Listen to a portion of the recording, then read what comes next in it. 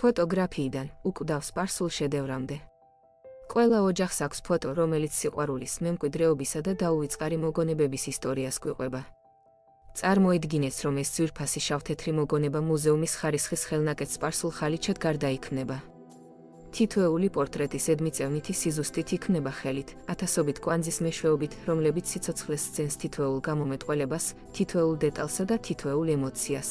ეს გაცილებით მეტია, ვიდრე უბრალო რეპროდუქცია, ეს უნიკალური სახვითი ხელოვნების ნიმუშია, რომელიც თქვენი ოჯახის მემკვიდრეობას მსოფლიოს ერთ-ერთ უძველეს და ყველაზე პატივსაცემ მხატვრულ ტრადიციაში ინახავს. დენიელ ბეკასის ხელნაკეთი სპარსული პორტრეტული ხალიჩა წარმოადგენს პრესტიჟის, კულტურისა და მარადიული ოსტატობის სიმბოლოს.